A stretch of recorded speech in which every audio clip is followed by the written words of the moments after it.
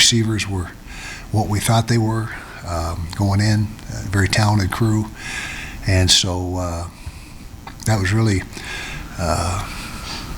the big reason for the outcome was that first quarter. I mean, obviously, and so to our credit, kept fighting, cut it to 28-10 after the first drive in the second half. But then we stalled out offensively a couple more times, and of course they added a couple more touchdowns, and so ended up what it ended up. Moving forward, we've got our last game of the season, our last home game, Rice-Eccles. Opportunity for our seniors to play in the stadium and finish off great careers. I mean, these guys have had a lot of success while they've been at the University of Utah and in our program, academically as well as football-wise. Very proud of them. Every year, when you see your seniors walking out the door, you think, how are we going to replace these guys? I mean, it's the same thing every year. You think, God, we won so many football games with these guys, and now what? But that's the recruiting or the college football cycle. That's how it is, and the next class moves up. You recruit a new class to come in and take the spot of the freshmen, and you just keep going. So, but it's going to be very fond memories with a lot of these guys, all of these guys, and also there'll be I'm sure a handful of underclassmen that choose to move on. There always is, almost every year, and so got to get ready for Colorado. They've had a struggle the last several weeks. I've been going through some things.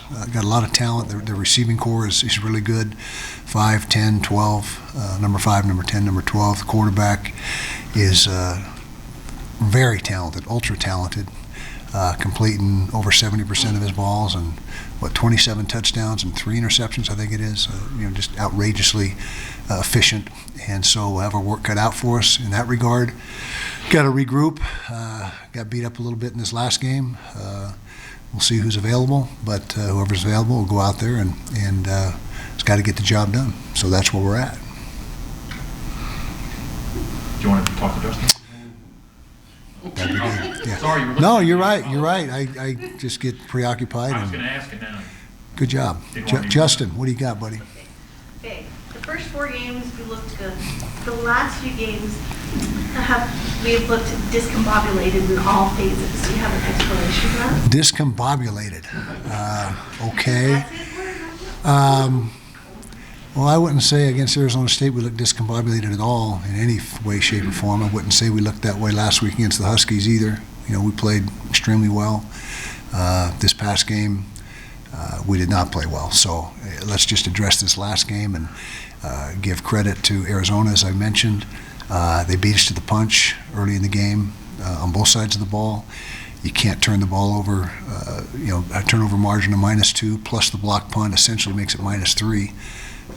That was something that was critical to our demise, and so one of those games where seemingly everything that could go wrong does go wrong. Those games crop in every once in a great while, and so that was the discombobulation in that game. So, but thank you. To follow up on the discombobulation, yeah. A little storyline here. Do you think that there's a link when you have to play back-to-back big emotional games, beat USC on the road, come home and Oregon didn't go well, and after Washington, Arizona doesn't go well? Do you think the discombobulation is maybe, for lack of a better term, combined with the talent? Sure, could be. I'm not making any excuses, because if you want to be a great football team, you got to show up every week regardless of circumstances and who you're playing.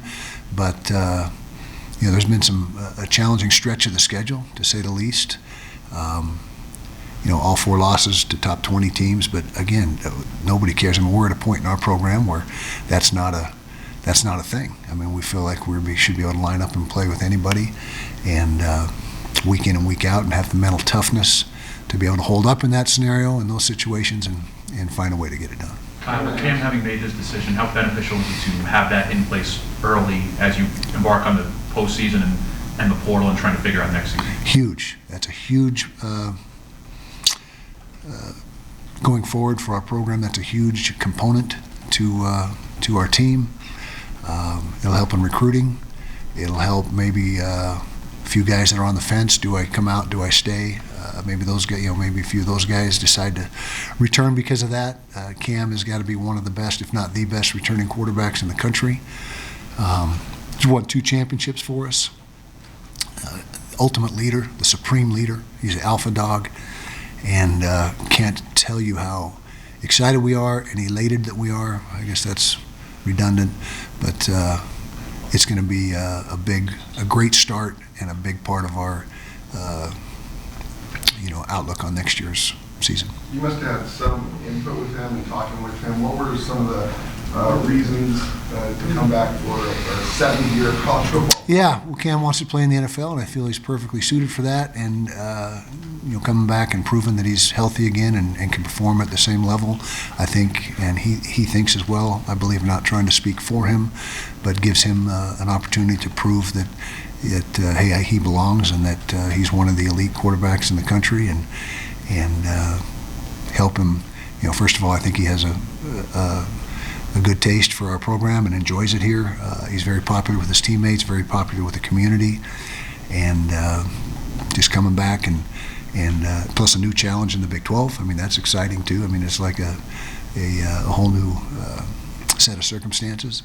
So you just combine all that, and I think that's what went into it. And I told him what I thought. I thought I would agree that coming back was in his best interest, and not just in ours. And I keep the all the self-serving components out of it. It's what's best for the player. It's what's best for the player always after the season. During the season, some players may need to sacrifice, change positions, do something that they maybe aren't excited about. But after the season and moving forward, it's all about what's best for the player, and I think that's what's best for Cam as well. Just to follow up, it's going to be a pretty crowded quarterback room. Do you expect? Probably not. Quarterback room has a way to settle itself and thin itself out. So I would say, no, I don't think it'll be too crowded. I think natural attrition and with that being the most volatile position in football, I think that it will sort itself out and won't have to make any tough decisions. Not to get too deep in the weeds here, but do you expect Cam to be ready for spring, just given the injury and just how long? We hope so, but again, that's up to him and the medical staff. But from my vantage point, I don't see any reason why he wouldn't be. But that's, I'm just outsider on that part of it. What are your thoughts about leaving the conference? It's been really good for the Utes and vice versa, and this is going to be the last Pac-12 game that the Utes play. You just got to keep moving forward. I'm a guy that can really adapt to change just like that. I'm not a guy that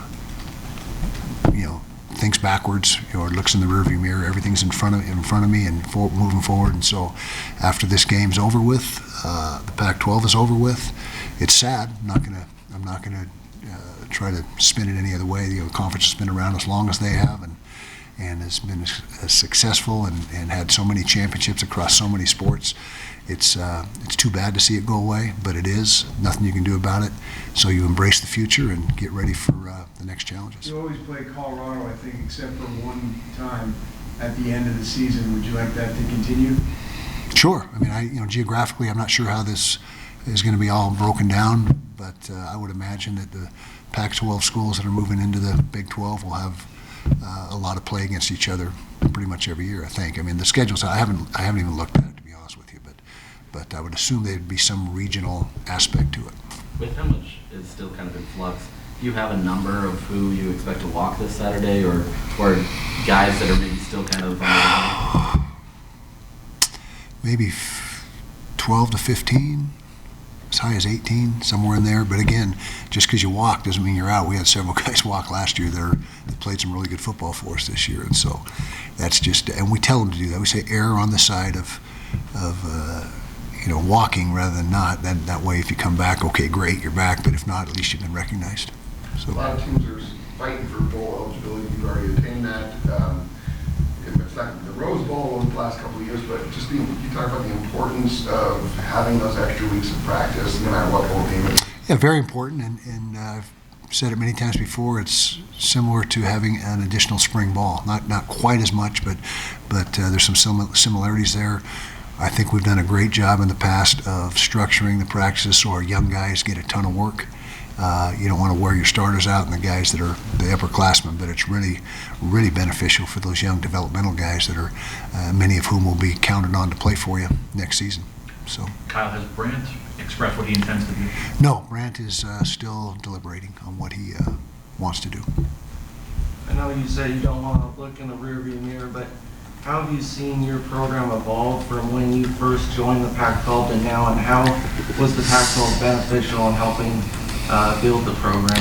Pac-12 was instrumental in building the program, not just beneficial. You know, having that Pac-12 moniker on your shirt and that conference affiliation ramped up everything in this program: facilities, recruiting, budget, salaries, everything. And so it was something that making the move to Power 5 was a game changer for the program, for the university, for the community, in my opinion. What was the second part? I'm 63. I got old, not good memories. Just how have you seen your program evolve from Oh, the Mountain West yeah. to the Pac-12? Okay, well, I think we've done a pretty good job evolving. You know, there was some tough sledding early. There was a transitional period. In some respects, not in every respect. We came into the league fully equipped at the line of scrimmage to compete, but not on the perimeter. Took a few recruiting classes to get the roster where we needed it to. And then once we got some traction, what was it, like 2017, somewhere in there, we started to really get traction. And then we, of course, the last 4 years have played in the championship game, won the last two. So I'd say it turned out as good as we could have hoped it to turn out. Kyle, camp still technically has to be cleared by the NCAA, right? Mhm. It's not happened yet. Yeah, and as far as I know, it's Yes. a very strong possibility. I don't see that being a hang-up, but you're right. I think at this moment in time that still has to be paperwork and some sort of procedure that has to take place.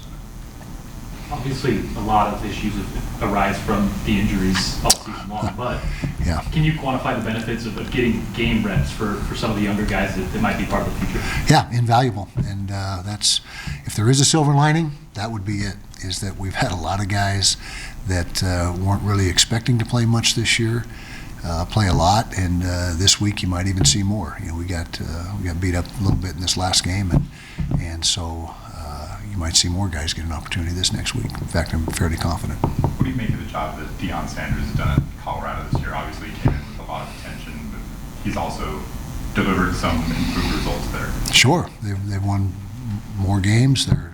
There's every game but one I think was a sellout, whether it's home or on the road. Turned the roster over almost completely and certainly upgraded that. So is not the program better in every way? I mean, I think it is. You know, I haven't studied every single component, but from where I'm sitting, it's been a huge infusion of excitement, passion, interest, you name it. Nice shirt too. Best album they ever made. You agree? Okay. It's a great album. Great album. Okay. Any other questions? Have you looked at the? Don't edit that out either. You always edit out my good lines. I have some really good lines, and then she sends me, and I watch it, and it's like, why did you take that out? So, all right. Someone had something. Colorado's 95th against the run. Uh-huh. They love to run the ball. When you look at the film, does what you see match up with the stats? Is there a big opportunity there? Well, we are a run-first team. Well, I don't know about run-first, very balanced anymore. If you're balanced, that's more run than most people do because most people are pass-heavy. But, we're just getting into the nuts and bolts of the matchups. First thing you do is you watch the schematics, just the general, what coverages, what fronts, what this, and then you look into personnel, where are the advantages for us, disadvantages, and so forth. So we're just right in the middle of that process. But we need to be effective on offense. You hear me say it every week. We need to run the football, and hopefully this is a good opportunity this week to run the ball. normal game week, but you guys do anything for the team on Thanksgiving? We make sure everyone has a place to go, and we got a lot of in-state guys that not only have a place to go, obviously themselves, but bring along 3 or 4 or 5 of their teammates, go to coaches' houses, welcome to come to my house. We just make sure that nobody's sitting in an apartment looking at the walls on Thanksgiving. So yes, but there's no like team dinner or anything like that. It's just make sure everybody has a place to be with people and not be alone. Okay, thanks guys. I'm going to watch that and see what you do.